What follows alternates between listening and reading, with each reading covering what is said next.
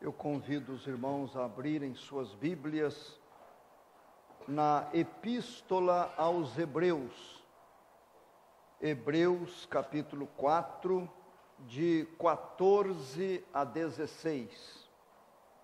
Apenas estes 3 versículos, mas usaremos uma outra passagem e depois alguns outros versos. Hebreus 4, de 14 a 16, assim diz a palavra do Senhor. Tendo, pois, a Jesus, o Filho de Deus, como grande sumo sacerdote, que penetrou os céus, conservemos firmes a nossa confissão, porque não temos sumo sacerdote, que não possa compadecer-se das nossas fraquezas. Antes, foi ele tentado em todas as coisas, à nossa semelhança, mas sem pecado. Acheguemo-nos, portanto, confiadamente, junto ao trono da graça, a fim de recebermos misericórdia e acharmos graça para socorro em ocasião oportuna. Nós já vamos ler uma outra passagem, mas eu quero que os irmãos e amigos atentem para estas palavras iniciais do versículo 15. Porque não temos sumo sacerdote que não possa compadecer-se das nossas fraquezas. Eu quero falar sobre compaixão. Quero falar sobre alguém que se compadece de nós. Alguém que tem compaixão de nós. Meus irmãos, é mais uma pregação. É mais um sermão. Mais uma meditação na Bíblia Sagrada. Quantas vezes nós já ouvimos mensagens, temos ao longo da nossa vida recebido de Deus, através da Bíblia, pregadores, hinos, livros, e tantos outros meios, recebido de Deus a palavra para o nosso espírito. Mas eu tenho pensado e tenho estado cada vez mais convicto de que a minha palavra não adianta nada. É duro a gente chegar a esta conclusão. As mensagens que eu entrego não têm poder para mudar ninguém, se o Senhor não operar. Eu sou apenas transmissor. Os prezados são os ouvintes. São os que recebem. Mas nada vai acontecer se não houver a operação do Espírito Santo. Eu, quando penso, medito e me convenço disto, eu passo a orar mais. A igreja pode estar cheia ou vazia, com muita gente, com pouca gente. Só acontece diferença se o Espírito Santo trabalhar. Esta tem sido a minha oração. Se os senhores desejarem esta operação do Espírito Santo, estejam atentos receptivos, sérios, tementes a Deus, para que o Espírito possa fazer aquilo que Ele gosta de fazer. Alguém que se compadece de nós, já sabemos que é Jesus. Alguém que se compadece de nós. É muito comum a gente ouvir pessoas dizerem assim: fulano se faz de vítima. Não é comum? Fulano está fazendo-se de vítima. Ele está querendo que alguém tenha pena dele. Tenha compaixão. Acontece sim, acontece. Mas não é o caso aqui. Nós precisamos reconhecer que somente o Senhor pode manifestar-se com compaixão. E eu fico pensando, se compadecer, que a palavra é esta aqui, não é? No versículo 15, porque não temos sumo sacerdote que não possa compadecer-se, Se compadecer é ter compaixão, compadecer é ter piedade, é ter pena, dó. Então olhando para mim, eu chego a esta conclusão nitidamente. Eu preciso de compaixão, preciso. Eu sou carente de compaixão.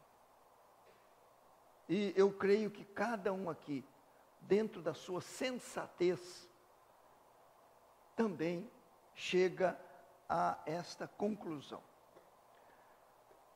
Lá no livro dos Juízes, nós temos a história do povo de Israel sofrendo muito, principalmente com os filisteus. Os irmãos estão lembrados. Há pouco tempo até falamos do gigante Golias, que era um gigante filisteu.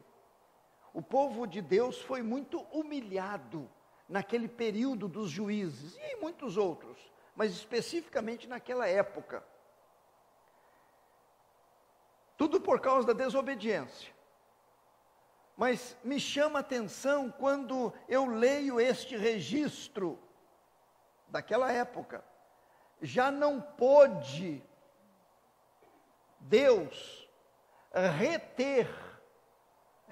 segurar sua compaixão por causa da desgraça de Israel. Notaram como é forte? Por causa da desgraça de Israel, Deus não conseguiu reter a sua compaixão. Ele manifestou a sua compaixão. Ele não aguentou ver a desgraça do seu povo. Abram comigo em Êxodo, segundo livro da Bíblia, capítulo 34. Êxodo 34, eu vou ler alguns versículos. Antes da leitura, eu quero lembrar aos irmãos que o Moisés subiu ao monte para estar com Deus, ficou lá muito tempo. E o povo cansou-se de esperar e pediram a Arão que fizesse um Deus para eles. E Arão fez aquele bezerro de ouro. Houve uma idolatria tremenda entre o povo de Deus. E Moisés lá em cima, recebendo as tábuas da lei. Quando Moisés desceu, Deus já havia falado para ele o que estava acontecendo no arraial. Moisés ficou tão triste que ele quebrou aquelas tábuas dos 10 mandamentos. Estou contando isso para nós entendermos o texto que eu vou ler. E, meus irmãos, a ira de Deus se manifestou, a forte ira santa do Senhor nosso Deus. Moisés rogou, Moisés clamou em favor do povo. Agora Moisés, ele ouve Deus novamente. Eu vou ler de 1 a 9, do capítulo 34. Então disse o Senhor a Moisés: lavra 2 tábuas de pedra, como as primeiras, e eu escreverei nelas as mesmas palavras que estavam nas primeiras tábuas que quebraste. E prepara-te para amanhã, para que subas pela manhã ao monte Sinai, e ali te apresentes a mim, no cimo do monte.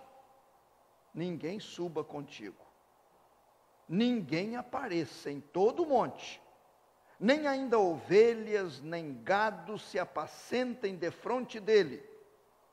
Lavrou, pois, Moisés 2 tábuas de pedra, como as primeiras, e levantando-se pela manhã de madrugada, subiu ao monte Sinai, como o Senhor lhe ordenara, levando nas mãos as 2 tábuas de pedra. Tendo o Senhor descido na nuvem, ali esteve junto dele, e proclamou o nome do Senhor. Entendam aí, Moisés sobe, agora Deus desce naquela nuvem. Versículo 6. E passando o Senhor por diante dele, por diante de Moisés, clamou. Olhem bem o que Moisés disse: Senhor, Senhor Deus compassivo, clemente e longânimo, e grande em misericórdia e fidelidade, que guarda misericórdia em 1000 gerações, que perdoa a iniquidade, a transgressão e o pecado, ainda que não inocenta o culpado, e visita a iniquidade dos pais nos filhos, e nos filhos dos filhos, até a 3ª e 4ª geração. E imediatamente, curvando-se Moisés para a terra, o adorou, e disse: Senhor, se agora achei graça aos teus olhos, segue em nosso meio, conosco, porque este povo é de dura cerviz. Perdoa a nossa iniquidade e o nosso pecado, e toma-nos por tua herança.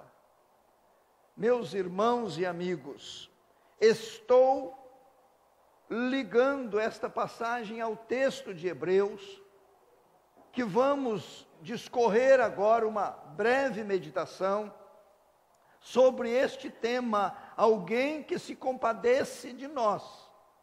Observem, Moisés ficou tão aborrecido que quebrou as tábuas que Deus havia feito, e nelas escrito. Agora Deus exige que ele faça as tábuas. Você quebrou, agora você que vai fazer. Moisés prepara as tábuas de pedra e sobe ao monte, e ali ele fica. O Senhor desce na nuvem, e o Senhor ficou junto dele. São detalhes que me comovem.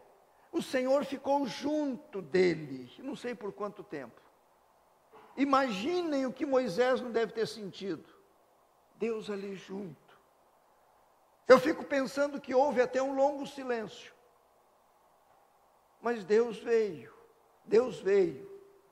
Moisés percebeu que Deus havia manifestado graça, carinho por aquele povo tão duro.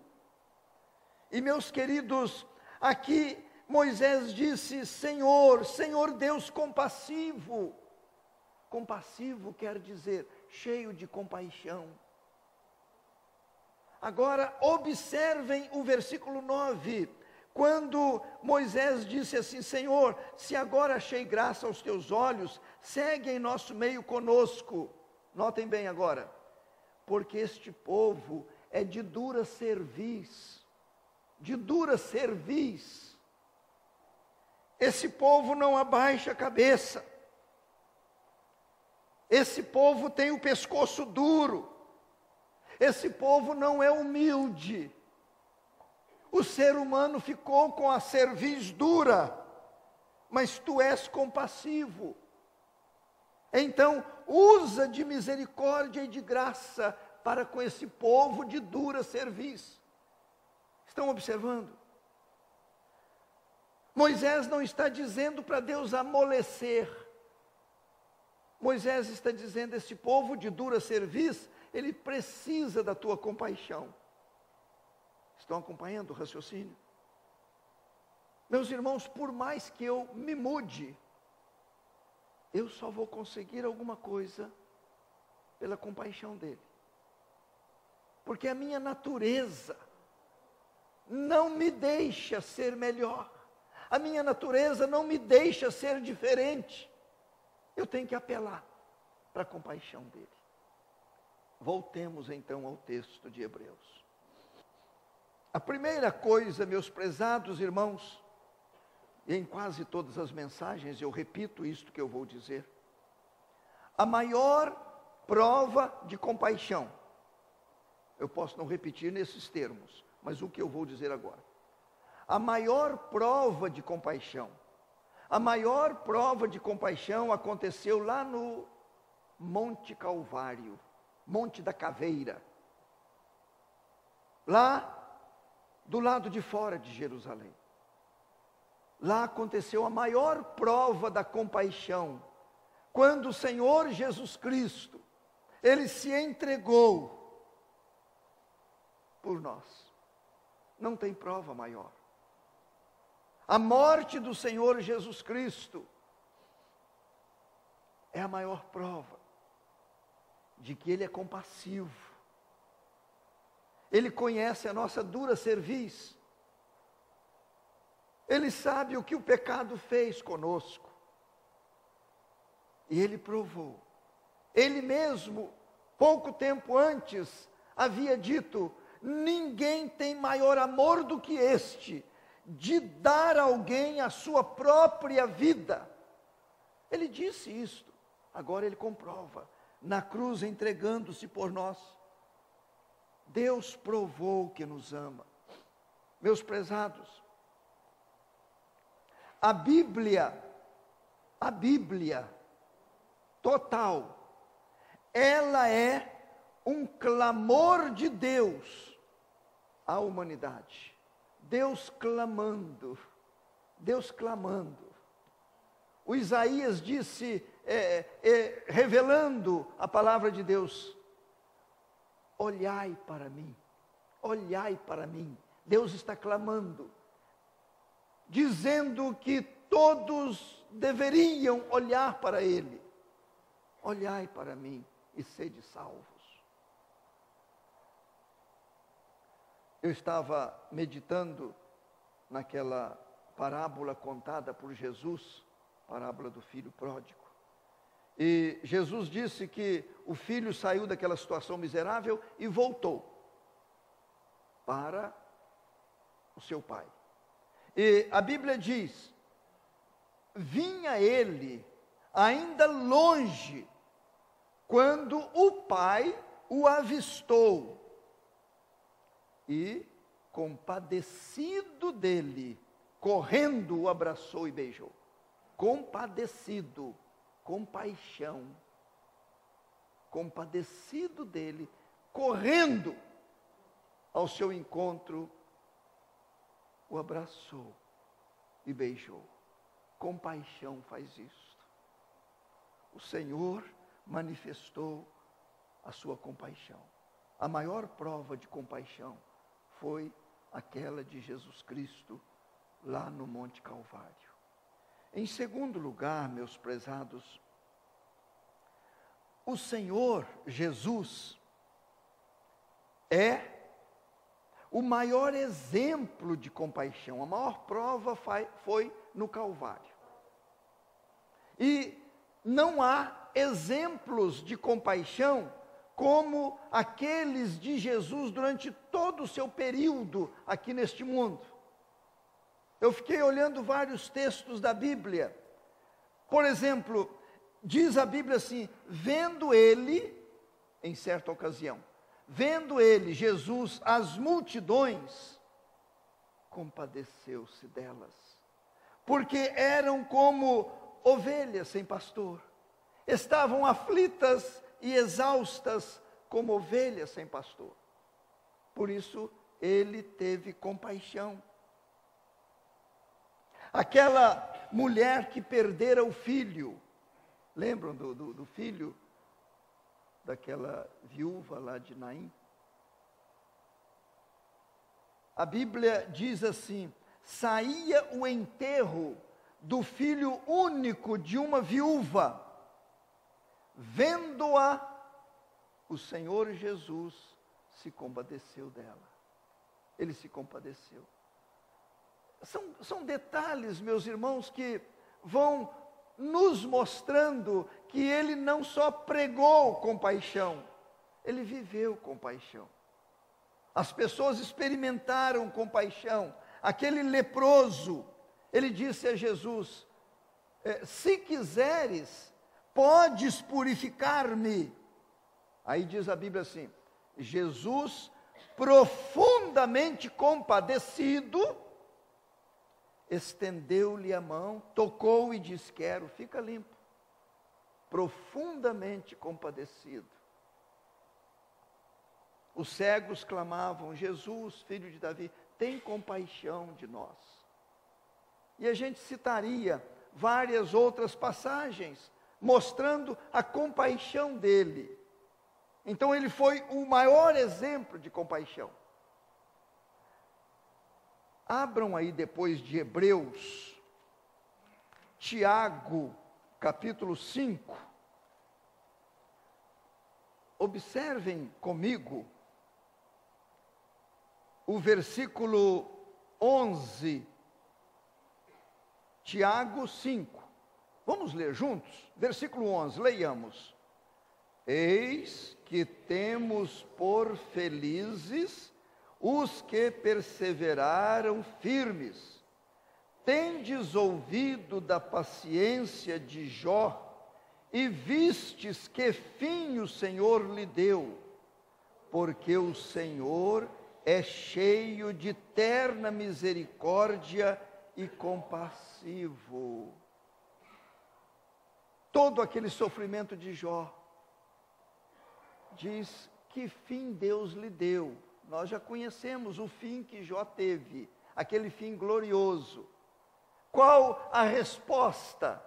É porque o Senhor é cheio de terna misericórdia e compassivo. Compassivo.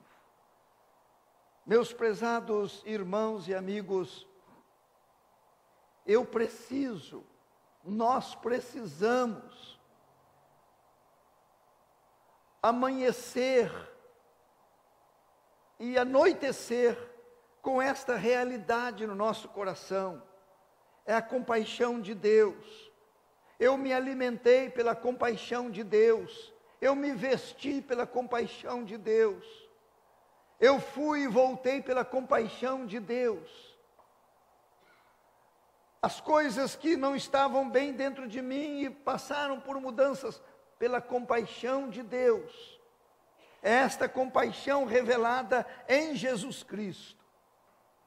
Mas, em terceiro e último lugar, o versículo 15 de Hebreus, que nós estamos meditando, capítulo 4, eu vou repetir a leitura, porque não temos sumo sacerdote que não possa compadecer-se das nossas fraquezas. Antes foi ele tentado em todas as coisas à nossa semelhança, mas sem pecado. Em terceiro e último lugar, pensem comigo em Jesus e as fraquezas do crente. Jesus e as fraquezas do crente. Não temos sumo sacerdote que não possa compadecer-se das nossas fraquezas. Ele não se compadece dos nossos pecados, mas ele se compadece das nossas fraquezas, porque são as nossas fraquezas que nos levam a pecar. Ele tem compaixão das nossas fraquezas, porque são estas fraquezas que, se não forem cuidadas, nos levarão a tragédias, nos levarão a quedas. O próprio Senhor Jesus Cristo, ele disse sobre a fraqueza da carne. O espírito, na verdade, está pronto, mas a carne é fraca. A carne é fraca. Ele experimentou a fraqueza da carne. Diz que a nossa semelhança, mas sem pecado. Jesus experimentou as nossas fraquezas. Mas as fraquezas de Jesus não o levaram ao pecado. Eu não vou deixar de ser fraco nunca. Mas isso não quer dizer que eu vou estar sempre, continuamente pecando. O pecado é o passo que eu dou se eu não tomar cuidado com a minha fraqueza. Entenderam bem? Ele se compadece das nossas fraquezas. O pecado dos nossos primeiros pais nos trouxeram fragilidade. Somos fracos em todos os sentidos. Mas como filhos de Deus, o Senhor Jesus Cristo, Ele tem compaixão das nossas fraquezas. O apóstolo Paulo, escrevendo aos Romanos, ele disse que o Espírito Santo nos assiste em nossas fraquezas. Estão vendo que coisa maravilhosa? Temos alguém enviado pelo Senhor Jesus Cristo que nos dá assistência nestas nossas fraquezas, para que tenhamos sustentação na vida cristã, na vida de filhos de Deus. Abram comigo na segunda carta aos Coríntios, no seu capítulo 12. Nós estamos vendo este terceiro tópico, Jesus e as fraquezas dos crentes. Não é Jesus e os pecados, não. As fraquezas. Façamos distinção entre uma coisa e outra. Antes da leitura eu vou contar o que diz aqui. O apóstolo Paulo teve um privilégio que, se Deus nos concedesse. Ele foi levado até o terceiro céu. Ele não sabe se foi no corpo ou fora do corpo. Ele não sabia explicar. Mas ele saiu deste mundo, não pela morte, no caso aqui. Ele saiu deste mundo e esteve na gloriosa presença de Deus. Ele viu coisas, ele ouviu coisas que ele não recebeu permissão para revelar. Imaginem bem. E meus prezados irmãos, com aquela experiência que ele teve, Deus conhecedor da humanidade dele, Deus conhecedor das fraquezas dele, colocou algo na vida dele, que ele chama de espinho na carne. Ninguém sabe dizer o que era, mas espinho maltrata, não é verdade? Espinho maltrata, espinho fura, espinho faz sangrar. Espinho não é desejável a ninguém aqui. Então Paulo tinha um problema, não sabemos se era na saúde, não sabemos se era na vida familiar, nós não sabemos, mas ele chamou de espinho na carne. Ele orou a Deus, orou uma vez, orou 2 vezes, orou 3 vezes, e Deus falou para ele parar de orar. Para de orar, porque eu não vou tirar esse espinho. Esse espinho é necessário na sua vida, porque a experiência dele foi tão gloriosa, que ele facilmente, pela fraqueza da sua carne, ele ficaria envaidecido, ele ficaria soberbo. Para que ele não se ensoberbecesse, então veio este espinho para maltratá-lo, para o seu bem, para o seu bem. Agora, eu vou ler versículos 9 e versículo 10. Diz assim o 9: então ele me disse, Paulo está dizendo que Deus disse a ele: a minha graça te basta, porque o poder se aperfeiçoa na fraqueza.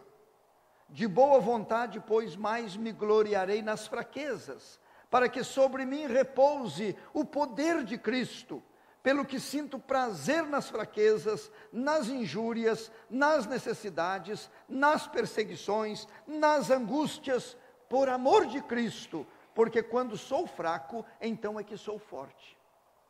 Há uns trocadilhos aqui, que não são difíceis de entendermos.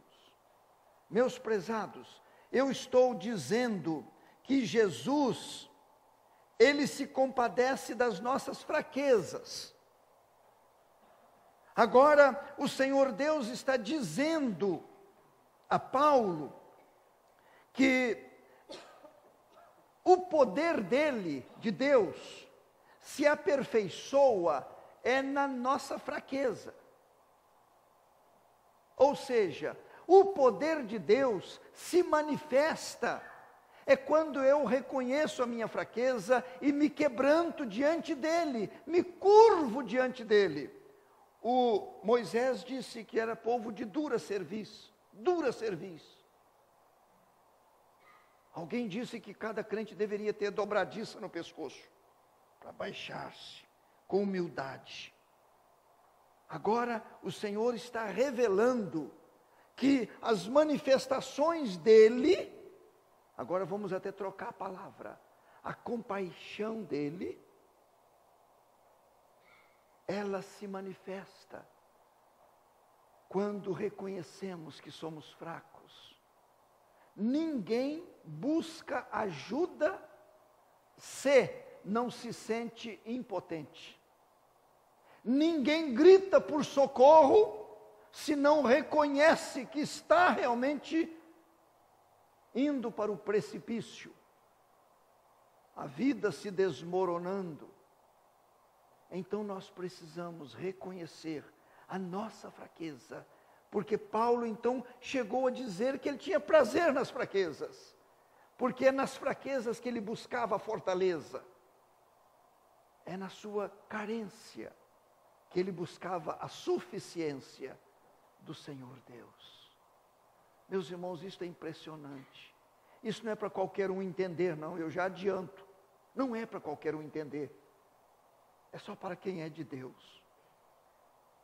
É só para quem se humilha. Porque o Senhor está nos dizendo aqui que o sacerdote maravilhoso, sumo sacerdote Jesus Cristo, ele se compadece das nossas fraquezas. E o versículo 16, nesta conclusão: acheguemo-nos, portanto, Hebreus, acheguemo-nos, portanto, confiadamente junto ao trono da graça, a fim de recebermos misericórdia e acharmos graça para socorro em ocasião oportuna.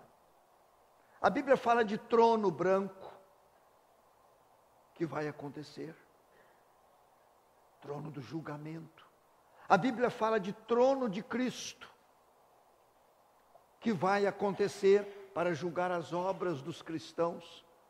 Mas aqui está falando não de algo para o futuro, mas para hoje, para o presente. Acheguemo-nos, portanto, junto ao trono da graça. Trono da graça não vai chegar, trono da graça já está presente.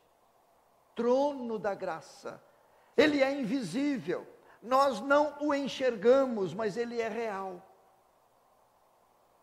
Sinto a minha carência, então eu me curvo diante do Senhor, é isto, trono da graça, eu oro. Ele está no trono da graça, no trono da compaixão, no trono dos presentes, no trono das soluções de problemas. no trono das mudanças de vida. O que é que eu preciso fazer? Achegar-me a Ele. Acheguemo-nos, portanto, confiadamente junto ao trono da graça. É eu me achegando junto a esse trono, que eu vou recebendo o carinho dele, através da mediação de Jesus Cristo. É que eu vou recebendo tudo que satisfaz a minha alma, que preenche o meu coração, que dá sentido à minha vida, que faz de mim um vitorioso. Meus prezados, Jesus se importa conosco. Jesus se importa conosco. Ele disse isto lá na cruz do Calvário. Ele está dizendo isso através das páginas sagradas. Ele está dizendo isso através das nossas situações difíceis. Jesus se importa conosco. Ele quer que experimentemos em cada situação, em cada circunstância, a sua compaixão. Compaixão. Merecimento não temos, não há mérito em nós, mas Ele é compassivo. Ele é compassivo. Ele está com o trono de graça à nossa disposição. Amém.